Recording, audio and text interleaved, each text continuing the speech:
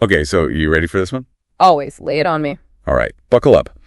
Because today we're diving into one of those cases that just grabs you and won't let go. Ooh, sounds intriguing. It is. It's the Casey Anthony case. Yeah. Back in 2008, it was everywhere. Everyone was talking about it. 2-year-old Caylee Anthony disappears, and the whole thing just spirals from there. Yeah, I remember hearing about that. It was huge. So what are we looking at specifically in this deep dive? What are the big questions? Well, the biggest one is obviously what happened to Caylee. But on top of that, there's the whole mystery surrounding Casey's behavior, the media frenzy, the trial, and the verdict that left a lot of people scratching their heads. Okay, yeah, I can see how that would be a lot to unpack. Yeah. Let's start with the basics. What's the timeline here? So it all starts in Orlando, Florida, in the summer of 2008. Caylee is last seen on June 16th. But here's the thing.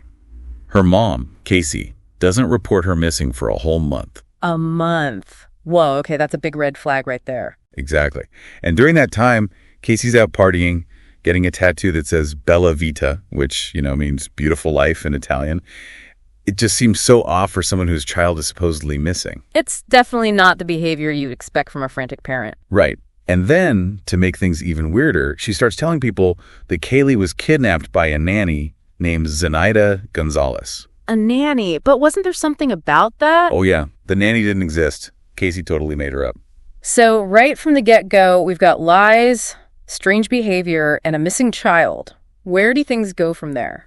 Well, a month after Caylee disappears, Casey's mom, Cindy, finally reports her missing to the police. And then the whole thing explodes. The media descends on Orlando, and Casey becomes public enemy number one. Yeah, I remember seeing her face plastered all over the news. Did they ever find any physical evidence? Some, but it wasn't a slam dunk.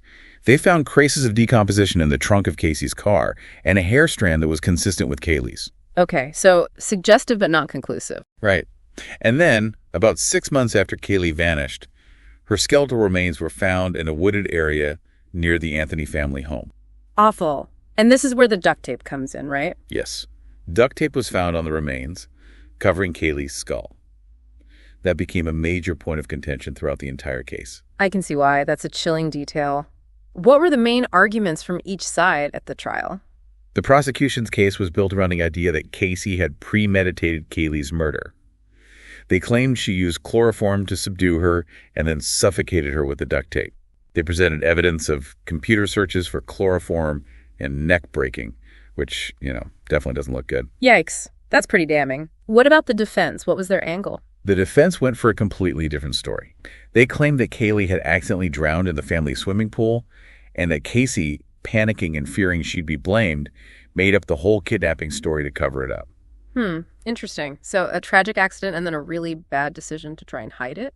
Exactly. And they even went a step further and accused Casey's father, George, of being involved in covering up the drowning.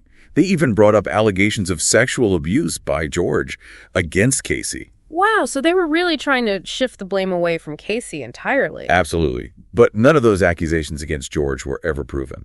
It's a really messy and complicated family situation. No kidding. Yeah. So with all of that, how did the jury ultimately decide? Well, after weeks of testimony and all this intense media attention, the jury acquitted Casey on the most serious charges: murder, manslaughter, and child abuse. Wait, acquitted? Yeah. It was a shock to a lot of people. But they did find her guilty of lying to law enforcement. Ah, so they didn't believe her story about the nanny or any of that. Exactly. But it still left a ton of people unsatisfied, especially given the circumstances. Yeah, I can imagine. I mean, we still don't know for sure what happened to Caylee.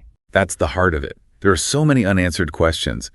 Did Caylee really drown accidentally? Or was there something more sinister going on? What was the motive? Why all the elaborate lies? It really gets you thinking, doesn't it? This whole case seems like a perfect example of how sometimes, even with all the investigations and trials, the truth can still be elusive. Totally.